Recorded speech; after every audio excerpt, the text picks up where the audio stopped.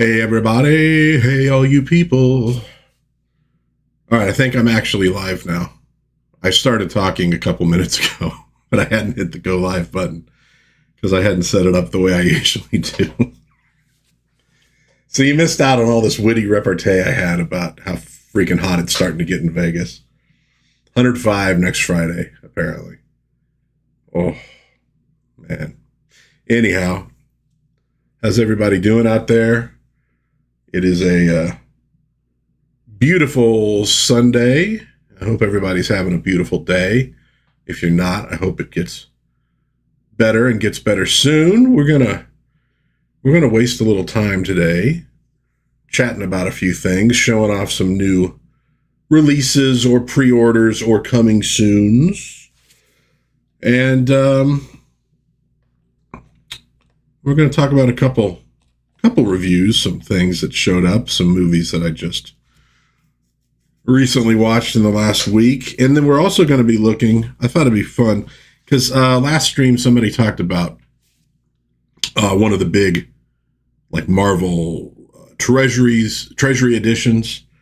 And I thought, well, what the hell? Let's look at some of the books I have like that. Usually I have my wife in the chat letting me know things are live. I haven't seen anything from her.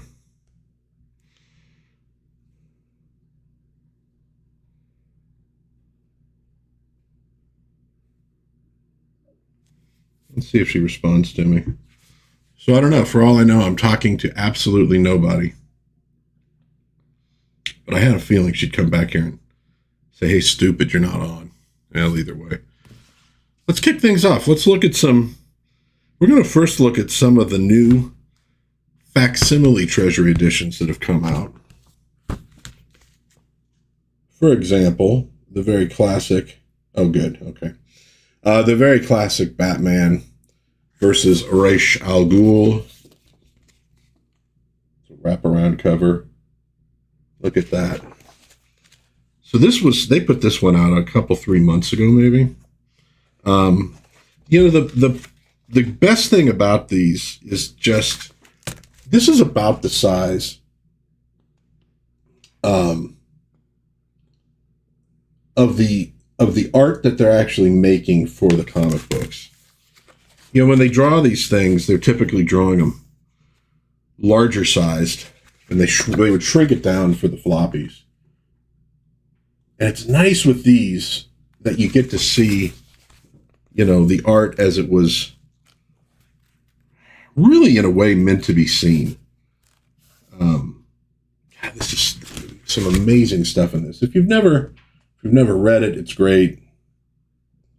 But yeah, it's a really great opportunity to see this stuff, you know, more full-sized. And the facsimiles, of course, are nice because it's typically the nicer paper. Colors look good, etc. So definitely worth getting. So we'll be flipping through some of those over the course of the stream. But we were going to chat about a few other things as well. So I saw this little news story pop up. Absolute Batman writer Scott Snyder warns industry needs to embrace monthly comics or it won't survive in a tough economy. And this is something I've kind of thought about too. But really more like how the monthly format is tied very directly to the superhero comics that we kind of have known and loved. In other words, the superhero comics that have launched these very, very valuable IPs that the industry, that the companies are very slowly eroding. Whoa, you hear that? That is my old chair. That was impressive. Now I'm going to feel the need to not move my back at all for the rest of this stream. So let's see some of the quotes. And I'll say right off the bat, I have not read any absolute Batman, and if I'm completely honest, I'm not really interested. I like the old Batman character. It's a new take on it, but I know that they've sold pretty darn well, and a lot of people really dig them. And this, by the way, was from Bounding Into Comics. So one of the quotes from the article, WD-40, it might actually. One of his aims with the Dark Knight's latest adventure was to make sure each issue having a big bombastic moment that would get readers talking, as he believes that re-embracing this spirit of monthly comics is perhaps the only way for the Western comic book industry to survive through this current period of economic turmoil. I do economics somewhat for a living, specifically commercial real estate research. There's turmoil, but honestly, there was turmoil in the 70s. There was turmoil at points in the 60s. There was turmoil at points in the 1980s. I think it's more a matter not just of, well, the economy's. I think, yeah, monthly comics that are affordable. I have to. There we go. I got to get my back off the back of that chair. It's going to be driving me crazy. I think that it might be more important just in terms of story. If you have, all right, so you have the manga format with the collections. Although I know those things are also, I think they were serialized in magazines, initially. I don't know if they still, how much of that is still done and how much of it now is just kind of straight to trade paperback. But see, manga is like a different animal, sort of, and what works well in that might not work well with the kind of stories that have built the superhero franchises. It's a weird place for these companies to now be in. They say there's a reckoning happening in comics. If we don't focus on what makes monthly comics special, we won't survive in a tough economy. So we're all taking our biggest swings. Over the last few years, there's been this re-embracing of monthly comic book fundamentals. You see more series going for daring big moments that are going to get people talking. Cliffhangers, reminders of what the characters are struggling with. There's a joy to making them wait every month. With monthly comics, you're asking readers to buy in every issue. There's a joy to that, a joy to telling your friends, did you see what happened in Ultimate Spider-Man? And I totally agree with them. And I think that's the heart of the American comic book industry, and why some of the choices like DC and Marvel have made over the years have really hurt that. I think the other one was more stable universes and character-driven stories. Whereas, well, maybe I'm saying that wrong.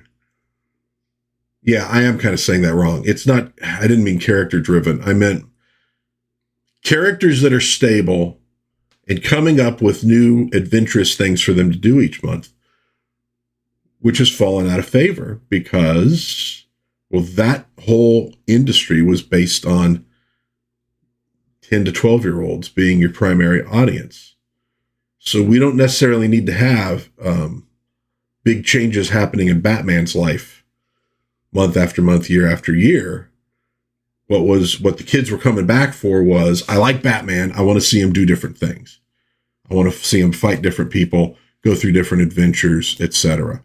And Marvel kept that alive when they introduced their universe, even though they'd get a little bit more into the day-to-day life of their superheroes, like Spider-Man and all of his troubles. But he stayed in that place for a long time. And nowadays the attitude is like, well, shouldn't he be out of college yet? Well, shouldn't he have done this? Well, shouldn't he have done that? Oh my God, how long is Superman and Lois Lane going to be? But it's like, but that's kind of the point. It's not really supposed to advance all that much year after year.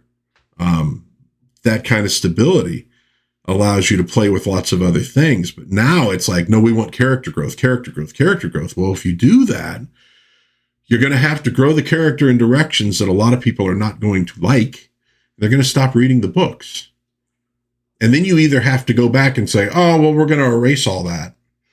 Which point now the people who like that direction are going to be PO'd and are going to say, well, what's the point if you're just going to undo everything, i.e., let's kill this character. Oh, 5 minutes later, they're back. You know, it's like, well, okay, you got your sales for a moment, but how many people did you lose in the process? Well, I think the answer is quite a few. If you look at comic book sales from 30 years ago compared to comic book sales today, you know, it's sort of like, well, we don't want to, I think what they should have done is maintained, this is the big guys, maintain your mainline universes with monthly books, etc. And then do little, like, you know, trade paperbacks of sort of imaginary stories. What if it was like if this happened, if that happened? I think you could do a little bit of that. But now you're also into the rebooting. When I was at the local comic shop the other day, I hear two people talking about Hawkman. And the first thing was, well, which Hawkman?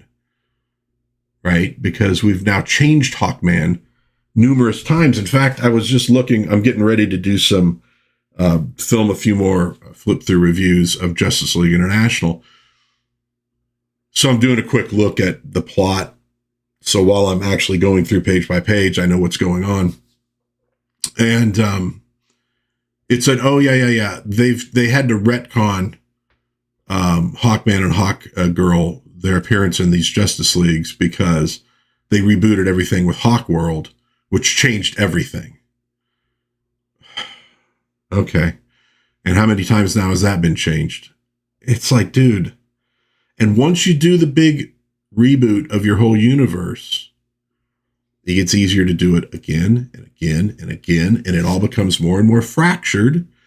It's kind of like the Catholic Church, and you have the fracturing with, you know, with Protestantism, and there's a couple, you know, there's some main strains, but then they start fracturing too, and all of a sudden, you know, you have a very fractured Christian community that is confusing to people on the outside. Well, which version of Christianity do I choose? I don't know. Well, how about this one? You know, and that can get into theological problems. Well, which version of the DC universe do I like? Which version of the Marvel universe? Well, we're rebooting Marvel universe this time, and we're going to use this version of this character and that version of that character and this version of that character and blah, blah, blah, blah. And we're going to erase all this stuff that we just had you guys buy. Actually, it even reminds me a little bit of D&D. Hey, you just bought all these 3rd edition books. Well, now we have 3.5. So you got to rebuy all of them.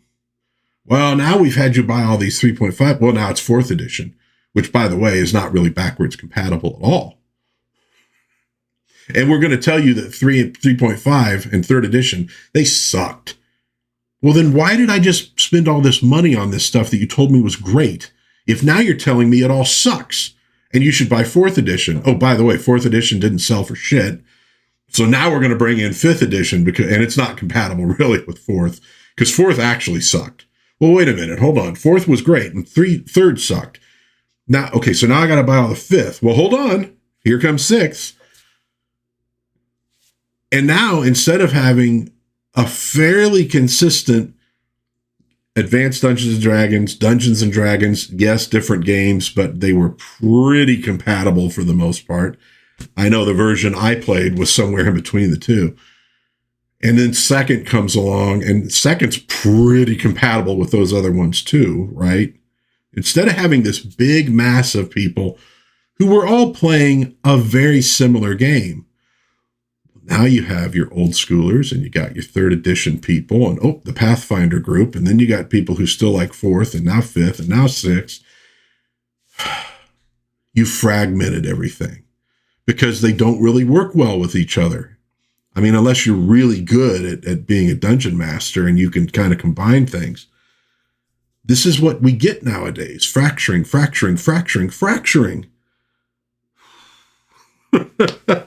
And it just makes your audiences smaller and smaller and smaller and smaller.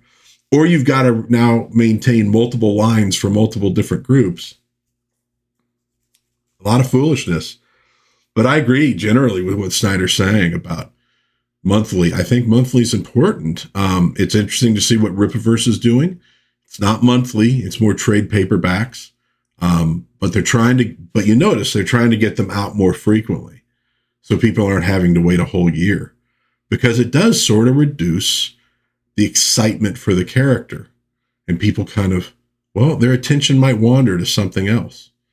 And then do you get them back? Maybe you get them back. Maybe you don't get them back, and you end up with smaller. So interesting what they're trying to do. We'll see how it all works, but I think he's onto something. And we'll talk a little bit more about corporate fracturing here in a minute. The other story that popped up that I thought was kind of interesting: Warner Brothers misses the days when we bought DVDs and Blu-rays and says streaming is just not the same. And what they're really saying is, I'll read a couple quotes. However, DeLuca and Adby said, the loss of the revenue stream that came from DVDs has pushed them to make better movies. Sure, Jan. If you have a very short memory, you might say, yeah, absolutely. But honestly, Warner Brothers, I think you could take almost any 10-year period from their history and find it significantly stronger creatively than what Warner Brothers has done in the last decade. Seriously. I mean, it's not pushing you. Maybe it is pushing you to make better movies, but you're not making them. And that's why you guys keep having trouble. The other quote, I think everybody tries to figure out the answer to that. It's a very fluid situation.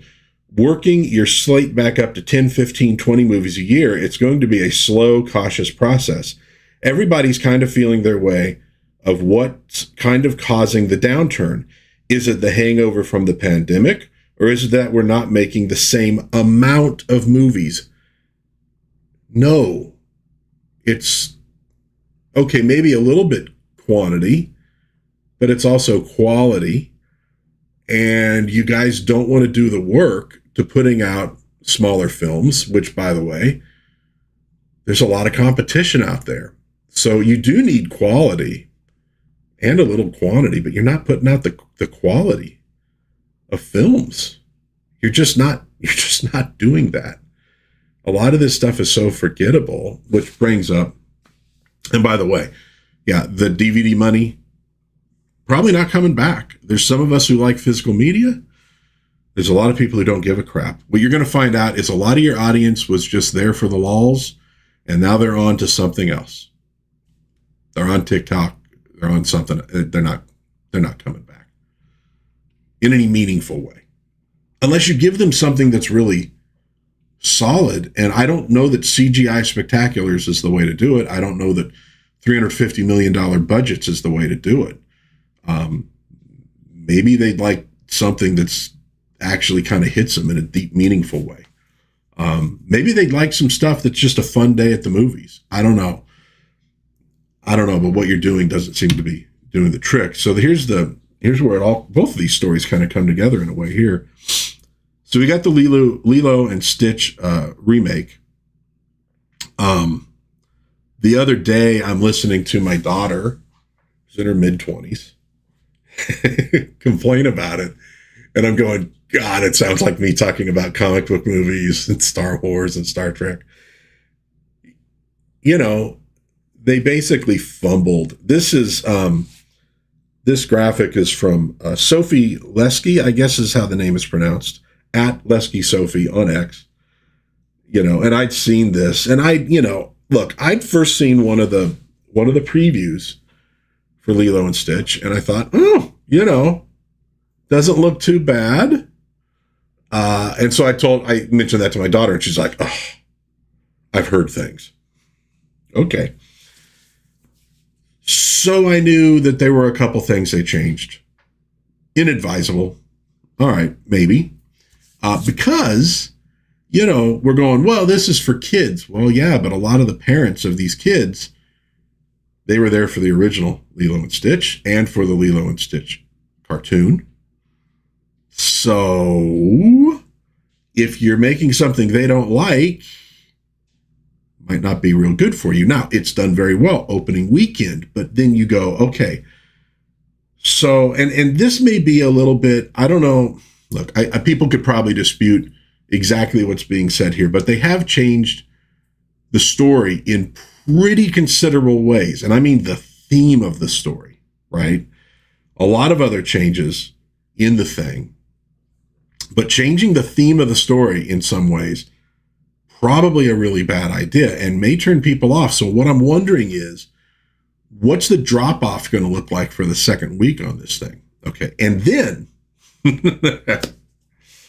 there's an interview with the little girl who plays Lilo, and people, oh, she's very cute.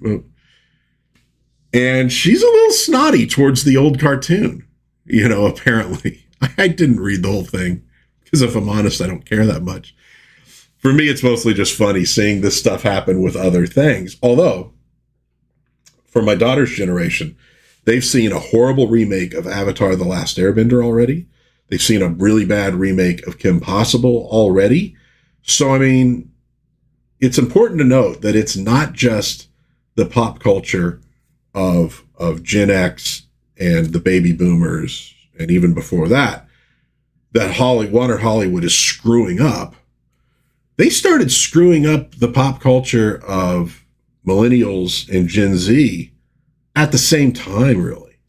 They kind of screw up everything they touch. I think somebody brought this up, and I think it made pretty good sense. They said, the Lilo and Stitch movie, this is a copy-paste assignment. Like, I mean, in my opinion, you don't need to really change anything with the classic fairy tales either. You just have to understand what story they're telling. But with Lilo and Stitch, you really didn't need to mess around with it at all. You really didn't. It's not that old. You really didn't need to screw with it. They screwed with it. And so there's a lot of folks that are not real thrilled with it. Now we'll see. Does that really impact their box office? It might not. It might still be a big success for Disney, but it might also be another inflection point of another generation going, why are you screwing with the stuff I loved? And all of us older farts going, oh, yeah, huh? Kind of sucks, huh? Hey, just wait till Disney starts attacking all of you if you don't like the movie. Wait till they start calling you a bunch of names that you don't deserve. That's a fun part of this process as well. Corporate America, man. They're just screwing up every which way they can. And like I said, it's not just a matter of a lack of talent with current day creators. And in fact, I don't even know that. I think talent is part of it. Because I see this stuff and I'm like going, really? That's the best you're doing? Looks like straight to video from 1980. And you're calling this a $400 million movie? But I think the bigger problem, there's a lack of talent in the executive suite as well. A lot of bad decisions being made. But I think the biggest problem is it's a foreign culture trying to make movies for mainstream America. I think you'd see about the same success if you had Americans trying to make mainstream pop culture for Thailand or for, France. We're a different culture. Now, that doesn't mean we can't produce something that they like, but we're producing something foreign that they like, right? Like this last couple of weeks, I've been watching the Fantomas movies, Danger Diabolik, Modesty Blaze.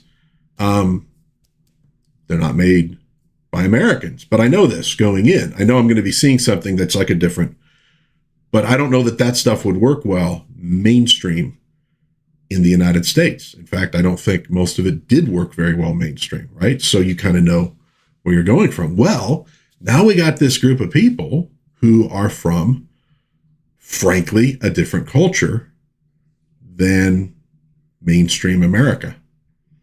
Now, A lot of these folks, though, used to be able, they were in touch enough that they knew how to make stuff that would please people. And they could maybe tweak it a little bit with their own little, but it kind of worked, right? I don't think they're very good at that anymore. And so they don't produce themes or stories that get people excited, that touch people in a major way. Touching people in a major way is one of Hollywood's other problems, but yeah, they're not connecting. Now they connect with a certain amount of people, right? But not in a way that's really building things, keeping things going, or getting big returns for a lot of their movies. I think if Disney learned anything, initially they learned to very successfully hide the plot changes for Lilo and Stitch in their previews.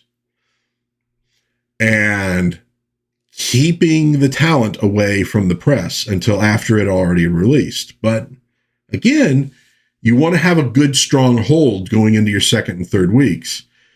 And if they don't get that because some of the stuff comes out and people are like, oh, that's kind of screwed up, screw this movie, it could hurt you. You know, they're on their way to make it to $1 billion movie, which, by the way, I don't know what Lilo and Stitch cost in the first place, but I assume $1 billion means it'll at least break even and maybe be profitable. Maybe. But if anything derails it, they can be back into losing money again for one of their remakes. I don't know, man. Hey, let's look at some more big books. Again, these are facsimile editions. This was a Batman special all-villain issue, which is primarily giving you Golden Age stories of the Bat villains. You know, maybe we could take this dude off for a moment. We'll put some stuff back up again. There's some Catwoman.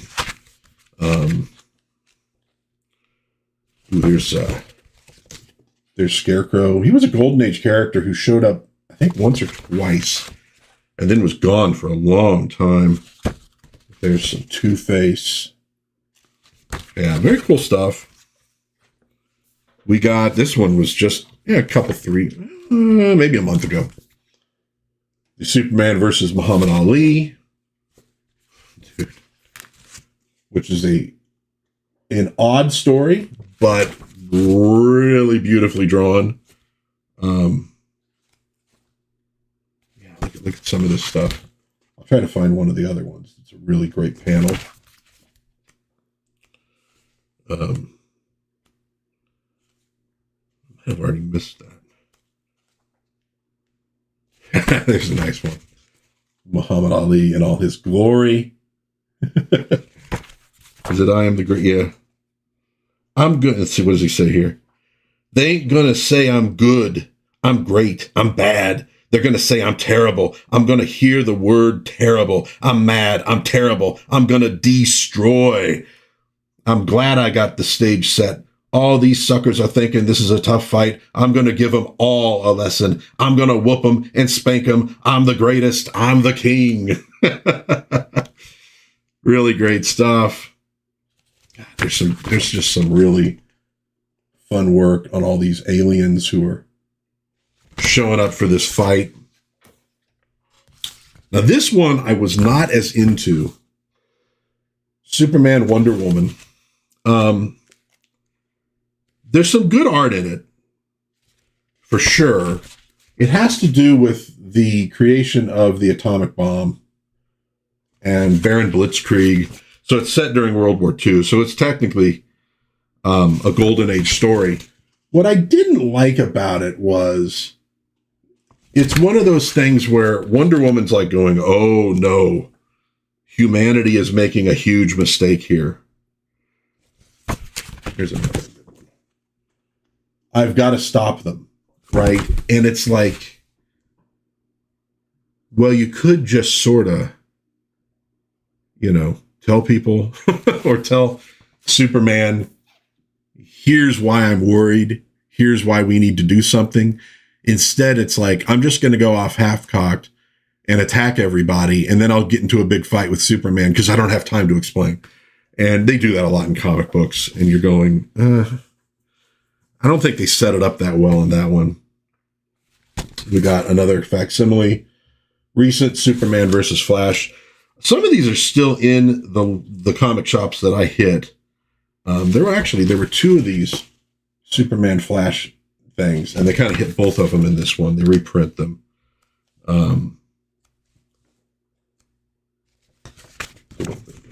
So I think some of these you could still probably find out there. Usually about $15 is what they're charging for them. Now this was a cool one because it was a 3-issue miniseries, The Untold Legend of the Batman. Had not been released in this format before. So it is a vintage story. And it really does retells the origin of Batman and some of the things that we associate with Batman. And it's primarily from the Golden Age, but updated a little bit to, I want to say the 80s is when they had this out. Sadly, we don't get this here. We don't get the story about Joker's boners, and we don't get to see, I don't think, Batman slap Robin across the face. But there you go. So, but good art.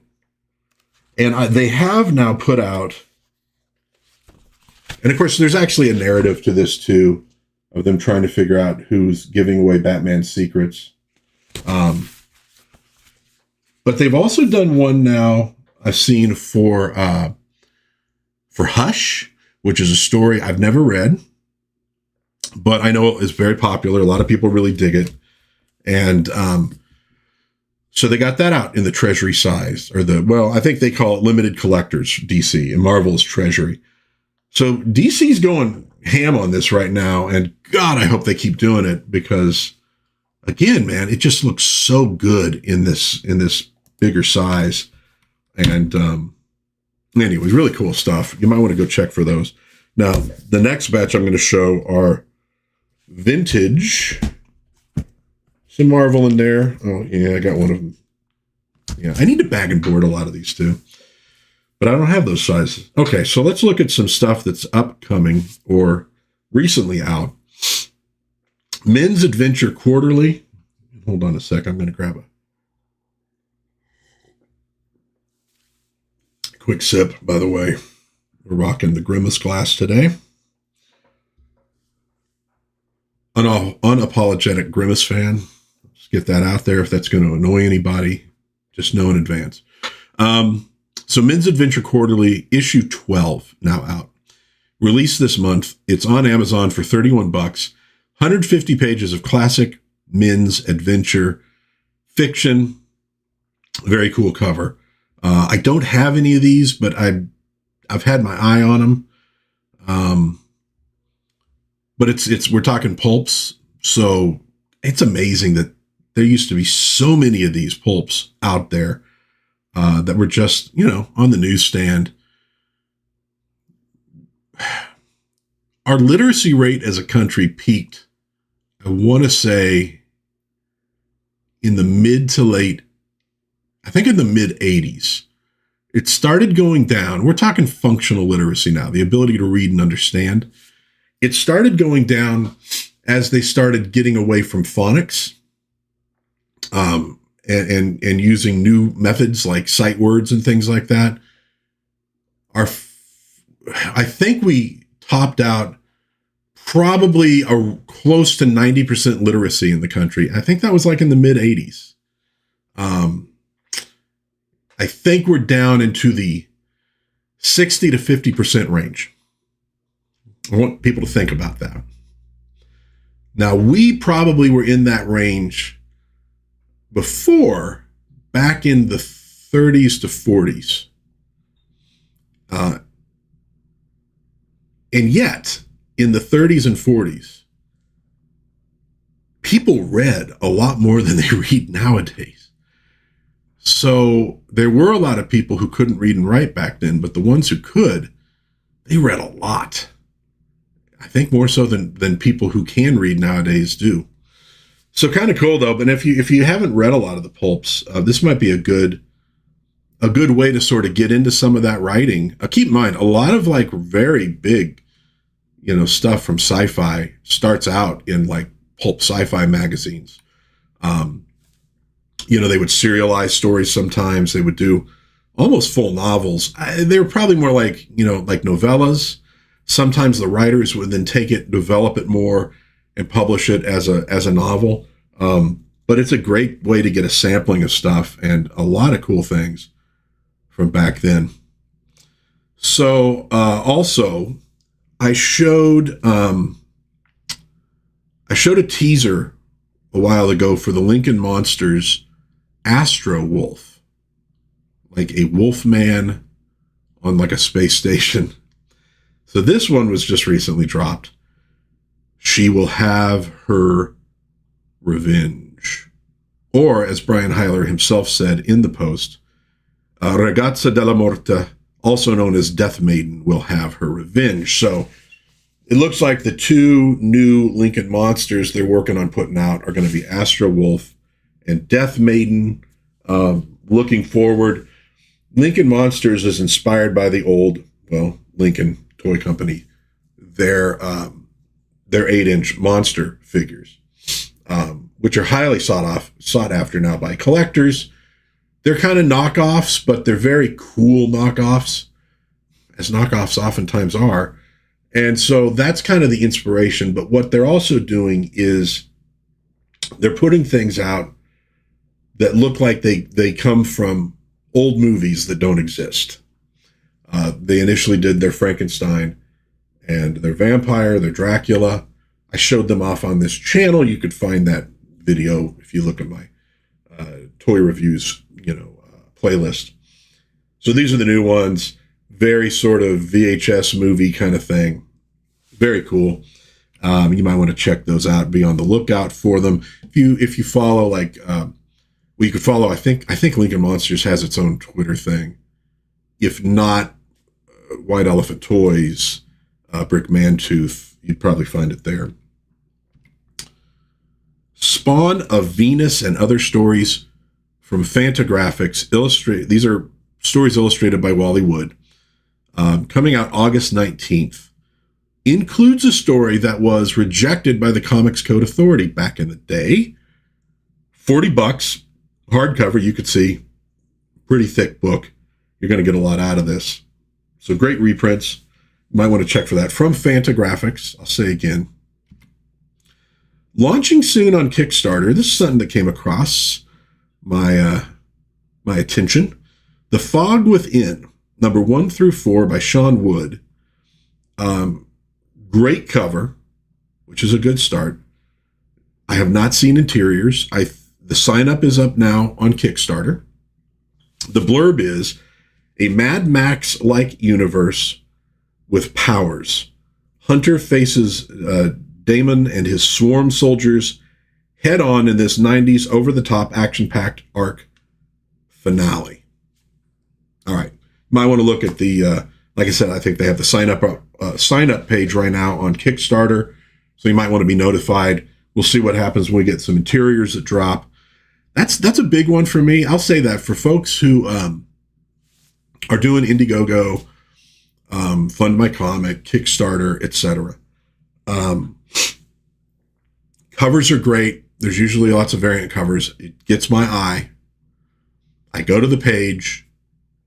If I don't see any interiors at all, I've completely lost interest. Almost certainly.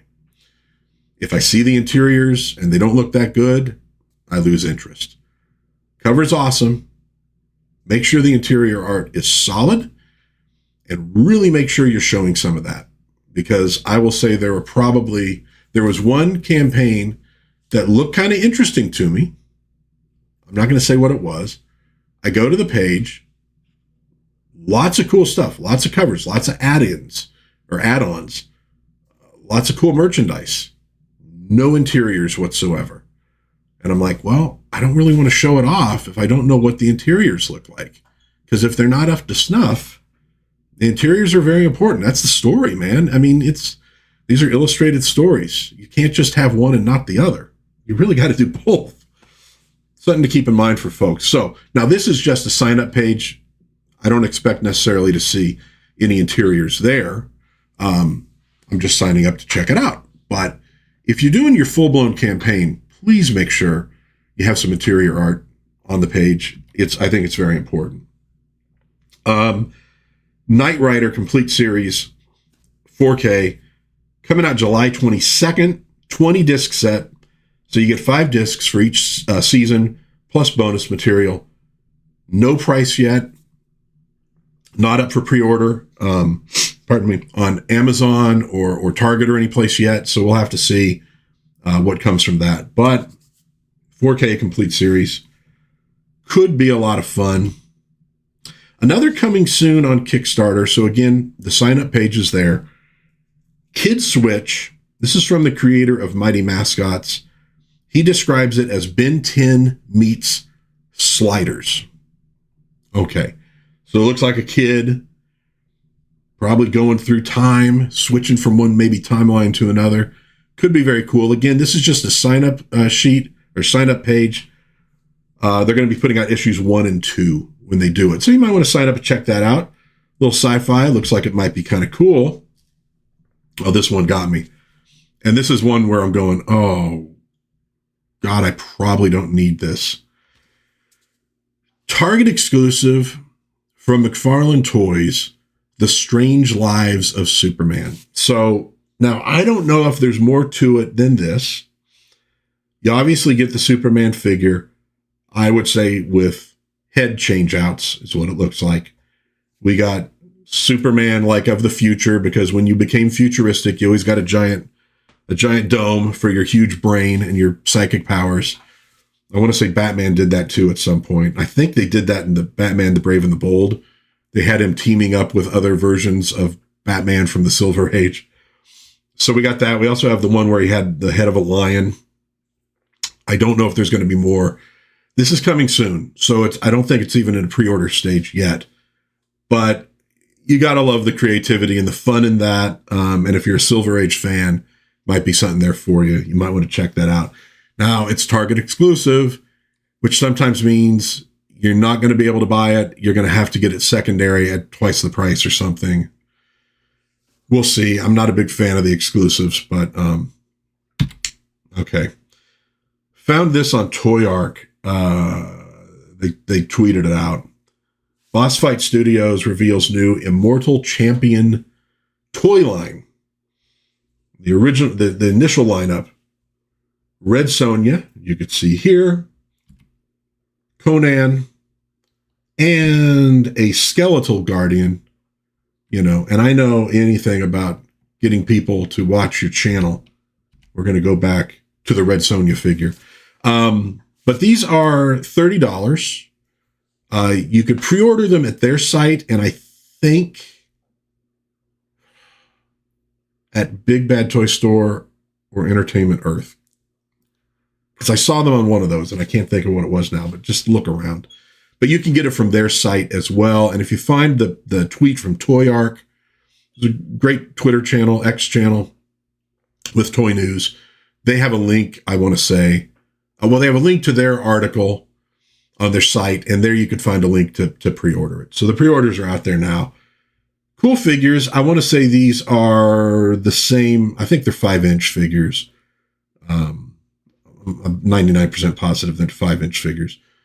So they would probably be about the same scale as McFarlane's Superpowers line, that kind of stuff.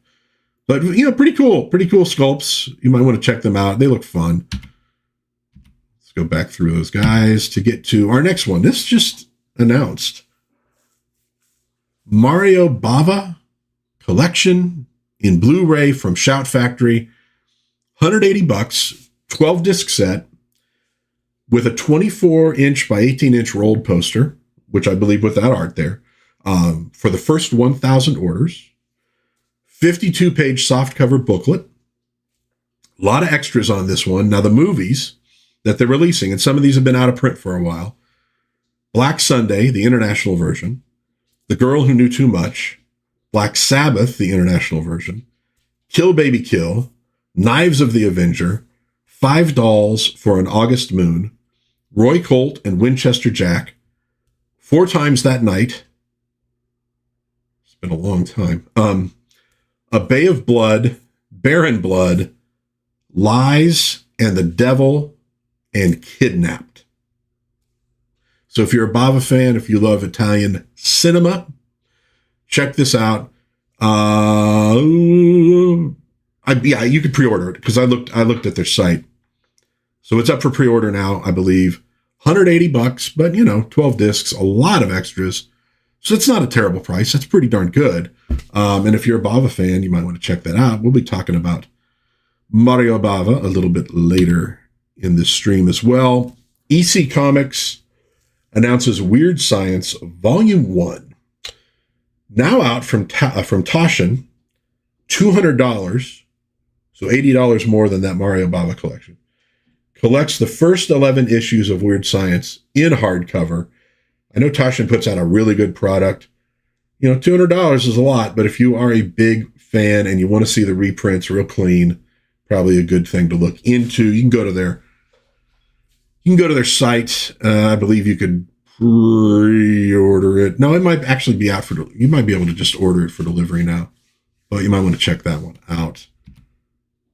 Last thing, for coming attractions, Jim Zub announces that the 25th issue of Conan is going to be a sort of, done-in-one adventure, 34 pages, every page fully painted by the legendary Alex Horley.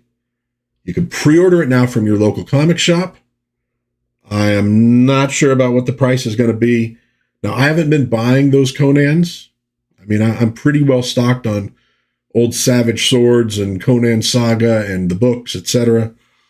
But, dude, full painted the whole way through by Horley. It's pretty rad, and I'm probably going to go ahead and check that one out. I don't know if I'll pre-order it or not, but I got a couple local comic shops. One of them will probably have it for sure. Hopefully it won't sell out. Well, anyways, check that out. Very cool stuff. Let's take this down for a moment. Let's look at some old collector's edition and treasury books. Batman Strangest Cases. Now, I do think there is a facsimile edition of this out now, which I have not bought. Oh, look at this. Look how rad that is. Oh, so good. So this is an old one, and it's not in the greatest of shape. I will admit that. Oh, yeah, here. So this was all like him. And these are like spooky stories. Almost like you'd find like in, House of Mystery and all that stuff back in the day. But with the great Batman. See if we can find another good. Oh, yeah, there's a good one. Because there we even have, I want to say Cain, right? Or is that Abel? I think it's Cain. Anyway, Abel and Cain were two of their horror hosts. Isn't that awesome? Old comics with horror hosts. That's just friggin' great. Let's see. Dun, dun, dun, dun. They're not saying the name right there. It's been too long. Well, it's Cain or Abel. I know that much. Red Water. Crimson Death. Oh, so good. Now this one here, actually the next three, I did do a long early review. These are the crossovers, Superman versus the Amazing Spider-Man. Look at that. I know Alex Ross has redone that. I think he did it with the 70s TV Spidey and Christopher Reeve. The art in this is just amazingly good. And if I'm honest, I don't super love the story. It's pretty good. But the art is so amazing, it doesn't matter. Let's get to it. Oh, so here's like the splash page for Spider-Man. Ross Andrew. But I know that some others made some corrections and changes here and there to it as well. Let's see there. We got those two going to prison. Let's get to the Spidey Superman fight. Oh, there it is. When heroes clash. Dude, that is so great. Of course, it's a misunderstanding. And Spidey and Supes turn out to team up to stop Lex Luthor and Dr. Octopus. And then we had later Superman and Spider-Man painted cover. This was a Buscema book. You also get little Wonder Woman and Hulk in on the act. I'm hoping they'll redo these soon. Now, my only complaint with this one is I don't really feel as though Buscema took advantage of the bigger format of the book quite as well as the other one. Now, this one was done by Marvel. The other one was done by DC, like in terms of who was doing editorial and all that good stuff. We do get Hulk versus Superman in this one. Yeah. And then we get a minute with Wonder Woman and Spider-Man. Let's see. And of course, this one is Doctor Doom and the Parasite, which sort of makes sense in a way because Doom is probably just too much like Lex Luthor to team them up, But one of the always, in my opinion, weaknesses for Superman was he just doesn't have quite as great a rogues gallery.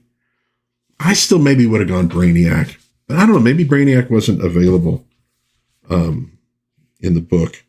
Now this one is, I think, actually, in some ways, my favorite.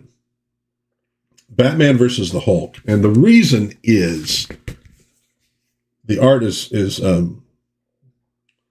Jose Luis Garcia Lopez. And the art in this thing is unfreaking believable.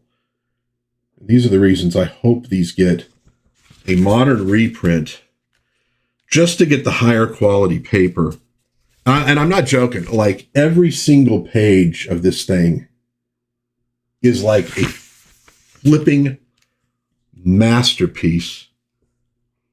I was just hearing a story about somebody going, like at DC, going through stacks of the artwork that people had turned in and kind of not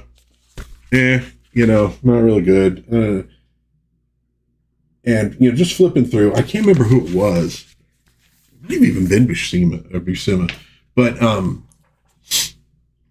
came across some Garcia Lopez stuff and sort of slowed down and probably going, holy crap. He might be my favorite penciler just ever. It's just, I love the really clean lines and stuff. Oh, amazing stuff. Here's a good Marvel Treasury Edition Thor. Now, I did actually do a video flipping through this whole one too. At $1.50. $1.50 for some of the greatest art and stories ever in comic book history. To Wake the Mangog. This is actually a really great story as well. We're talking Kirby here.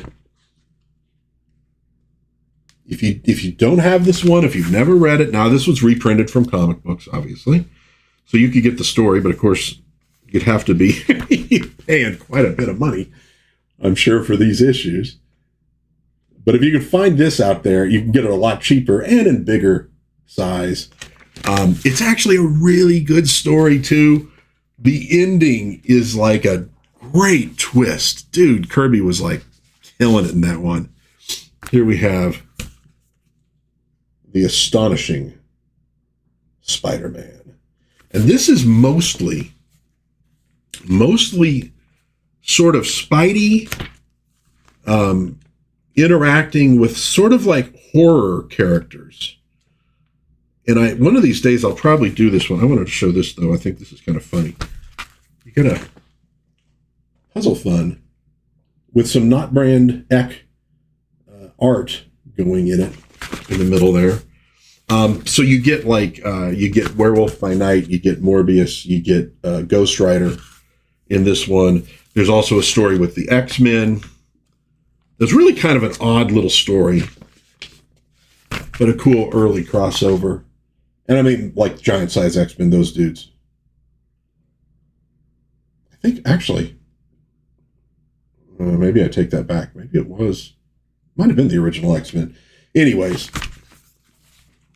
good art in this one, though. Some good stories. I think I'm going to do one of these for a flip through around like spooky season one of these years. Now this one, I kind of like mildly got the shaft on this one.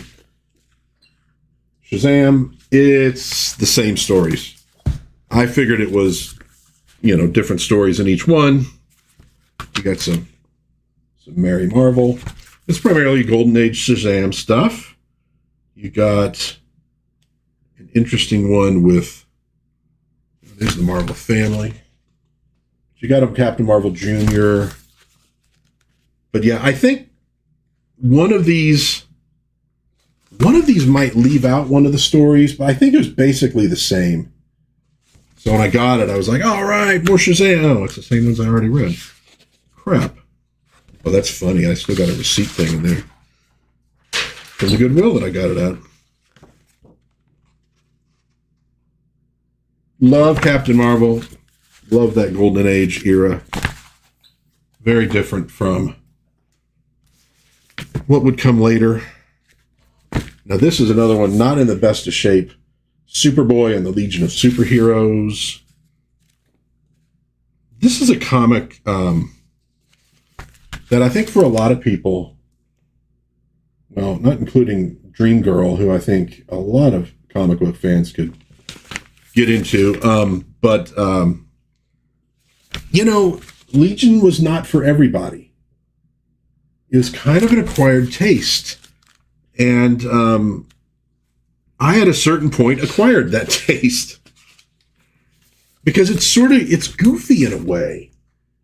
But, I don't know, man. It was one of those cases of guys really having just sort of their own thing, like it was their little corner of comicdom. And they did a lot of really cool stuff with it. This is what I'm in the middle of reading right now, Conan the Barbarian.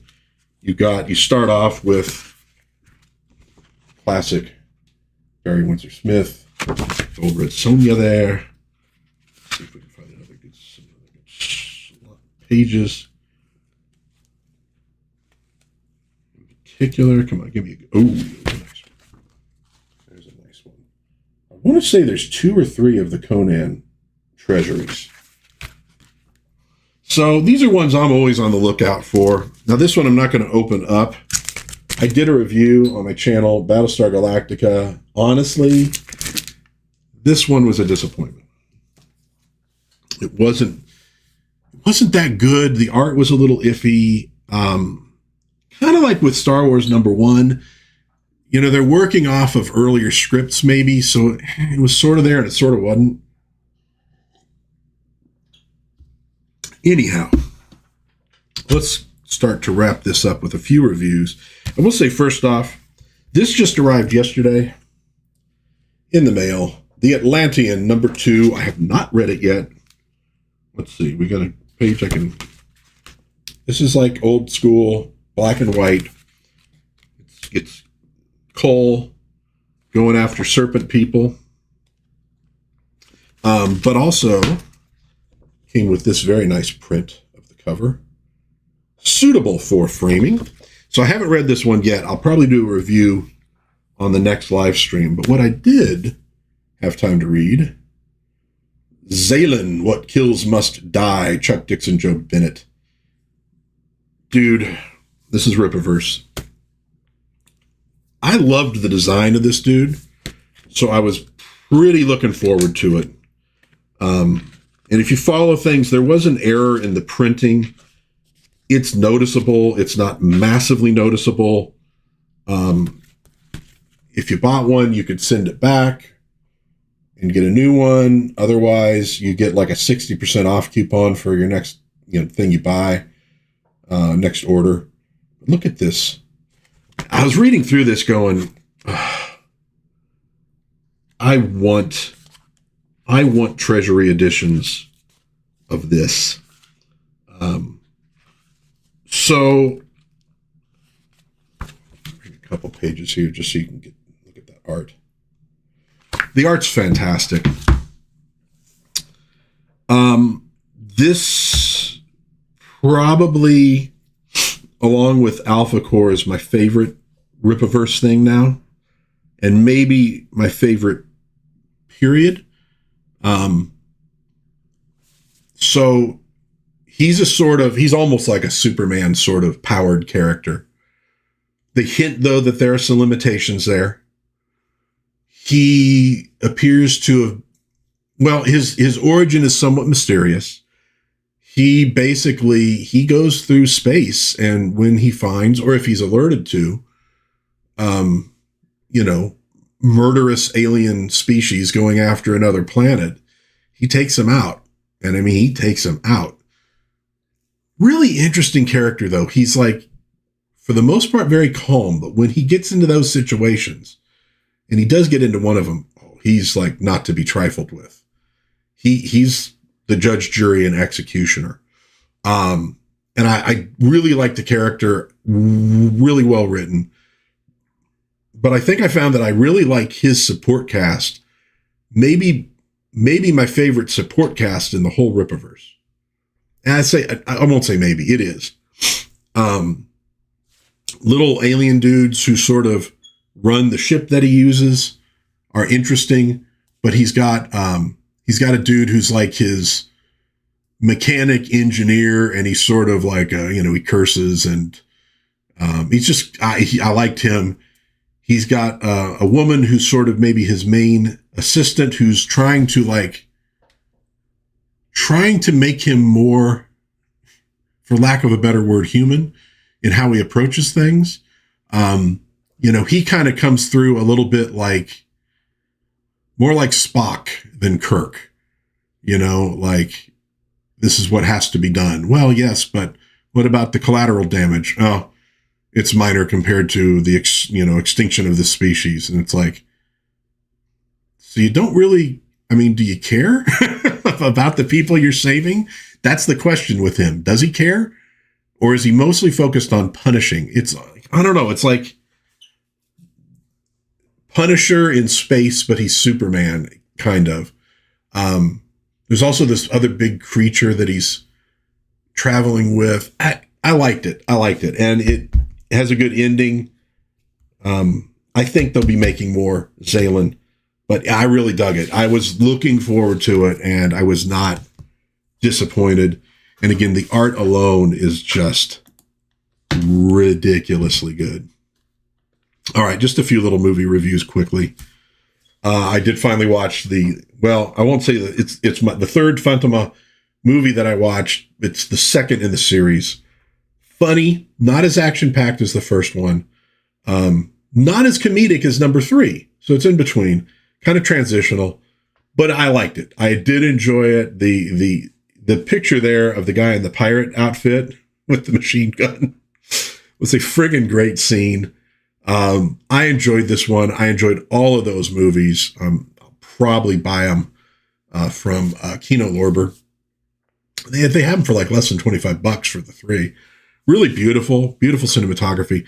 This one was from 65. Yeah, I think the first is 64, this is 65, the last one was 66, I think.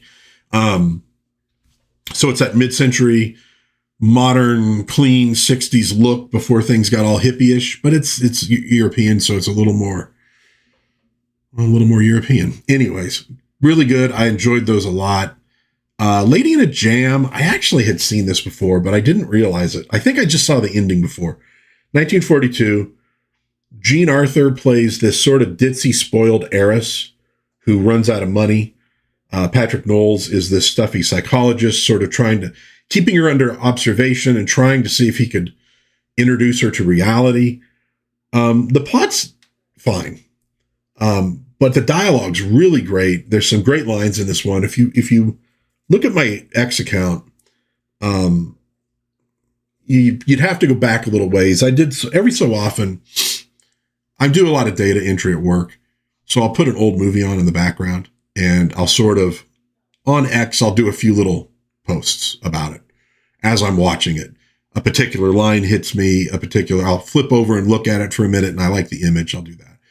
I call them like midday matinees or something.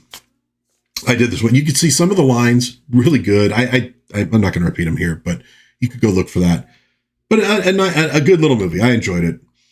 The Swiss Conspiracy. I had this sitting in my queue on YouTube for a while, and it was like, not sure. Finally said, okay, just throw it on in the background. If it sucks, just turn it off.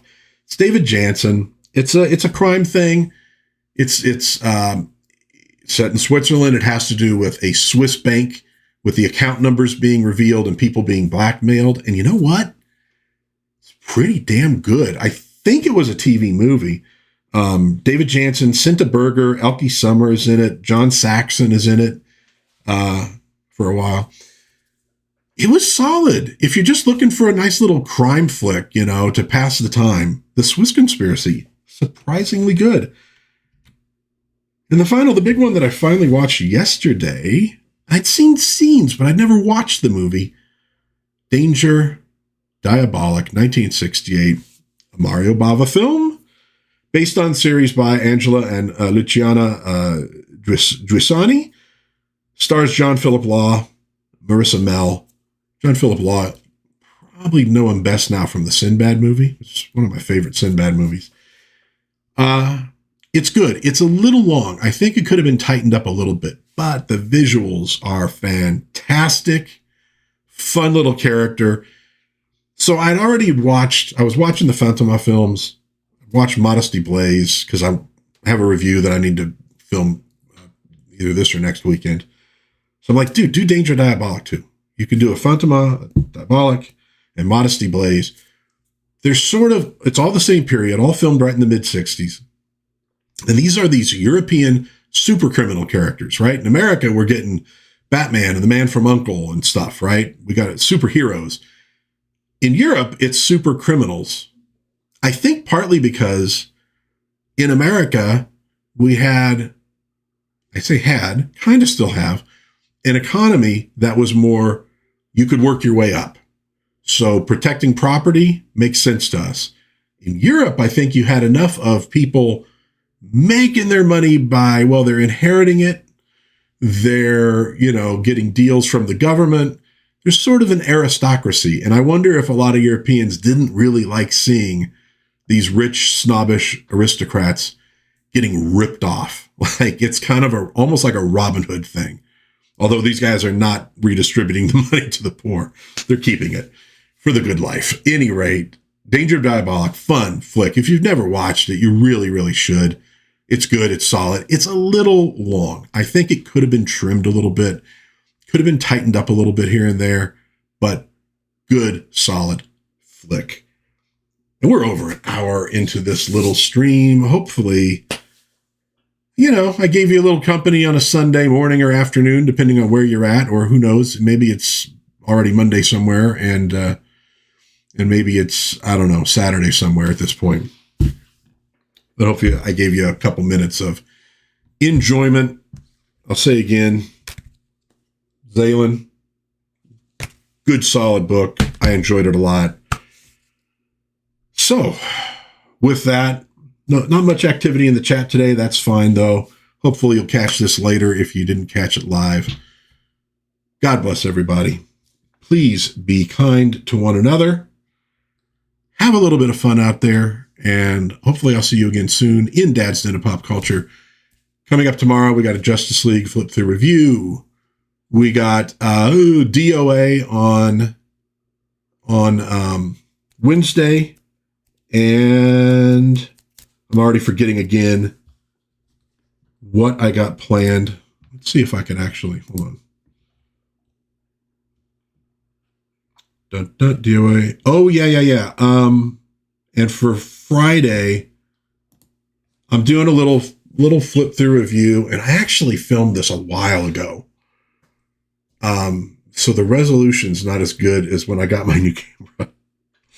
But I just been putting it off. But it's a old Superman issue that explains how the glasses design actually works. So if you're one of those people that says it's ridiculous, how could people not know that Clark Kent is Superman? They tell you how. So look for that this week in Dad's Den. Hope you have a wonderful Sunday, and I will hopefully see you soon.